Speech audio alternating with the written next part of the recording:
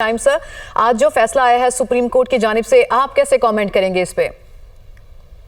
जी, ये बड़ा खुशाइंद फैसला है क्योंकि इस फैसले से जो आइन की रूह है, जिसके अगेंस्ट एक फैसला जो है वो इंटरप्रेट किया गया था, वो आज दुरुस्त हो गई है। जो एक आइनी गलती थी, आर्टिकल 51 और 106 को रीराइट कर दिया गया था, वो आज दुरुस्ती हो गई है। और यही जो रिव्यू की जुरिस्डिक्शन है, उसकी पहली शर्त ये है कि अगर ग्लेरिंग लीगल कोई एरर है जो कि फ्लोट कर रही है और on the face of record उसको दुरुस्त किया जाए। और ये जो आज 9 जजेस की अक्सरियत से जो रिव्यू अलाउ किया गया है, उसने उस चीज की दुरुस्तगी कर दी।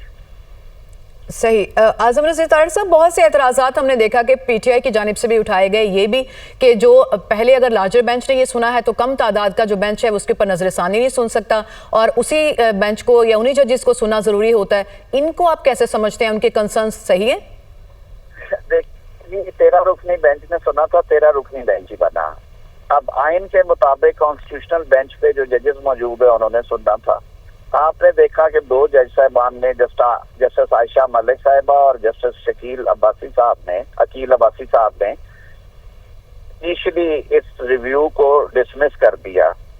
और ये पहली दफा नहीं हुआ। आपको याद होगा कि पहले भी सुप्रीम कोर्ट में जब उमर अता बख्तियार साहब चीफ जस्टिस थे, तो जो पंजाब असेंबली और खैबर पख्तूनख्वा की असेंबलियों की तहलील के बाद मैटर आया था इंतखाबात का, उसमें भी पहले 2 जज साहबान ने उससे डिसएग्री किया। फिर मजीद 2 जज साहबान का वो जो 4-3 वाला फैसला आपको याद होगा।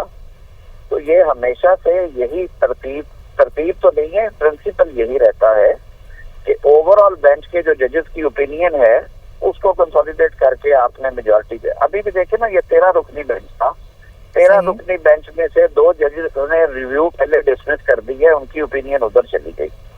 सही। एक जज साहब ने कल वाली जो सारा वहां पे तफादे बदतमीजी खड़ा किया गया, उससे शायद नाराज होके उन्होंने कहा जी मैं ये नहीं सुनता। अब जो बाकी बेंच के अरकान थे, जब उन्होंने अपनी राय दी है, तो 9 जज साहबान ने 7+2 जस्टिस मोहम्मद अली मजहब साहब और जस्टिस अजहर रिजवी साहब, इन्होंने रिव्यू अलाउ किया। 7 जज साहबान ने सारी सिचुएशन जो पिछली थी उसको रिवर्स कर दिया। इन्होंने हुक्म दिया कि इलेक्शन कमीशन भी इसको एग्जामिन करके सीटों की एलोकेशन करती। एक जज साहब जो हैं, उन्होंने पार्शली अलाउ करते हुए रिव्यू को अपने पिछले स्टांस पे खड़े रहे। उन्होंने जो वो फैसला था सीटें देने का, सारी की सारी वो पाकिस्तान तहरीक इंसाफ को, जो कि सीटें मांगने ही नहीं आई, सीटें तो मांग रही थी सुन्नी इत्तेहाद काउंसिल, उन्होंने उसको वो 39 और 41 वाले फॉर्मूले पे किया। सो फॉर ऑल लीगल और प्रैक्टिकल रीजंस एंड ग्राउंड, ये 9 रुकनी फैसला है जिन्होंने जो रिव्यू है वो अलाउ कर दिया है। और अब जो सीटों की तकसीम है, वो जो आइन में दर्ज तरीकाकार है, आर्टिकल 51, आर्टिकल 106 और इलेक्शन एक्ट के सेक्शन 104 के तहत जो है, वो जो सीटें दी गई थी पहले मखसूस नशिस्तें, माइनॉरिटी की नशिस्तें, उन जमातों को जिन्होंने इलेक्शन में हिस्सा लिया, उनके हिस्से में आ जाए। सही। आजम नज़ीर तारिक साहब, यकीनन गवर्नमेंट तो इस फैसले को सेलिब्रेट करेगी, लेकिन पीटीआई भी चूंकि इसमें फ्रीक है और वो समझती है कि उसको पॉलिटिकली विक्टिमाइज किया जाता रहा है, फिर वो रेफरेंस इस्तेमाल करती है कि इंतखाबी निशान से मामला ये शुरू हुआ। आप समझते हैं कि कुछ मिस हैंडलिंग उनके साथ हुई है इलेक्शन कमीशन की जानिब से? बिल्कुल मिस हैंडलिंग नहीं हुई इस केस में। इनिशियल स्टेज पे, क्योंकि उस वक्त हम हुकूमत में नहीं थे, मैंने खुद भी इसमें पेश होता रहा हूँ। इलेक्शन कमीशन ने बारहा उनसे ये सवाल किया कि वो ये बता दें कि सुन्नी इत्तेहाद काउंसिल ने इलेक्शन में हिस्सा लिया। जवाब आया प्रोसीडिंग्स के दौरान और एफिडेविट पेश किया गया। सुन्नी इत्तेहाद काउंसिल के सरबराह साहबजादा हामिद रजा साहब कहा कि सुन्नी इत्तेहाद काउंसिल ने बावजूद कि उनके पास निशान था, उन्होंने इलेक्शन में हिस्सा नहीं लिया, बल्कि उनके चेयरमैन ने भी आजाद हैसियत से इलेक्शन लड़ा, पार्टी के निशान पे नहीं लड़ा। तो आइन ये कहता है कि जो आजाद अरकान है वो ऐसी सियासी जमातों में शामिल हो सकते हैं जिन्होंने जनरल इंतखाबात में सीटें जीती हों। सही। आजम साहब कतई कलामी की माजरत, लेकिन मेरा जो सवाल था वो एलोकेशन से मुतालिक था, जो पीटीआई को इंतखाबी निशान एलोकेट ना करना, तो उस मामले में आप समझते हैं कि कोई नाइंसाफी हुई? जी जी जी जी, वो चॉइस तो पीटीआई ने देखी है ना मोहतरमा, उन्होंने खुद अपने पार्टी इलेक्शन में खलवाड़ किए। उन्होंने अपने ही आइन की खिलाफ वर्जी की। जो उन्होंने तरीकाकार वजह किया था इंतखाबात के लिए, उसको फ्लाउट किया।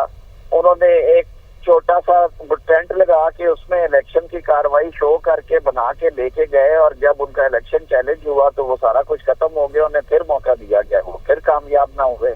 और ये सारा कुछ उनकी अपनी, मैं समझता हूँ कि कानून जो है वो विजिलेंट के साथ होता है, आइडलेंट के साथ नहीं है। जो लोग खुद अपना भला ना करना चाहते हो और जो सिर्फ सड़क के जलसे जुलूस पे यकीन रखते हो और आइन कानून की पासदारी ना करना चाहते हो, तो कानून जबरदस्ती तो उनकी झोली में नहीं जाकर दी। सही। आजम साहब, जलसे जुलूसों की बात आप कर रहे हैं, जाहिर पॉलिटिकल पार्टी जो है एक पीटीआई बड़ी पॉलिटिकल पार्टी है, इसके बाद चुप तो वो नहीं बैठेगी।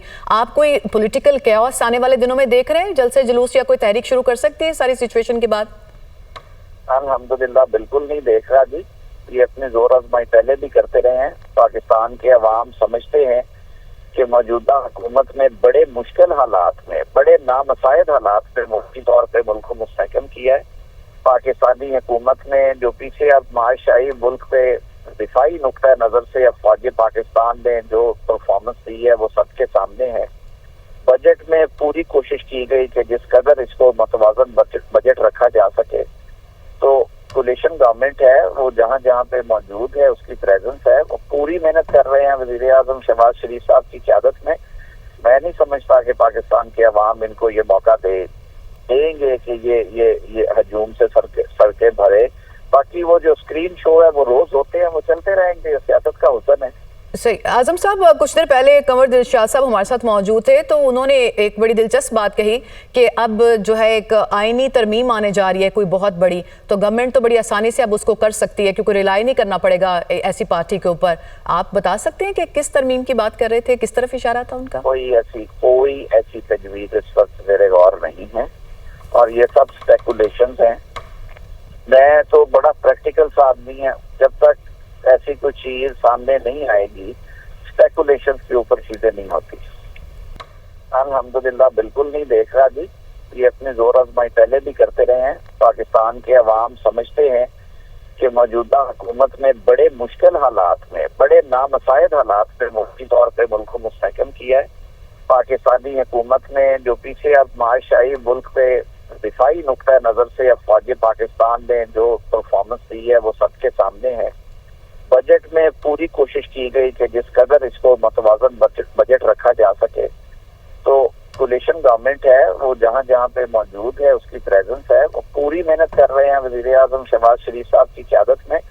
मैं नहीं समझता कि पाकिस्तान के अवाम इनको ये मौका देंगे कि ये हजूम से सड़कें भरे। बाकी वो जो स्क्रीन शो है वो रोज होते हैं, वो चलते रहेंगे, सियासत का हुस्न है। सही। आजम साहब, कुछ देर पहले कंवर दिलशाद साहब हमारे साथ मौजूद थे, तो उन्होंने एक बड़ी दिलचस्प बात कही कि अब जो है एक आईनी तरमीम आने जा रही है कोई बहुत बड़ी, तो गवर्नमेंट तो बड़ी आसानी से अब उसको कर सकती है क्योंकि रिलाई नहीं करना पड़ेगा ऐसी पार्टी के ऊपर। आप बता सकते हैं कि किस तरमीम की बात कर रहे थे, किस तरफ इशारा था उनका? कोई ऐसी तजवीज इस वक्त मेरे गौर नहीं है और ये सब स्पेकुलेशंस हैं। मैं तो बड़ा प्रैक्टिकल सा आदमी है, जब तक ऐसी कोई चीज सामने नहीं आएगी स्पेकुलेशंस के ऊपर चीजें नहीं होती। सही। तो ऐसी कोई सूरत हाल आप कह रहे हैं कि अभी नहीं है। बहुत शुक्रिया आजम नज़ीर तारड़ साहब, आप इस सारे जो फैसला है उसके ऊपर अपना कमेंट कर रहे थे, आपका बहुत शुक्रिया।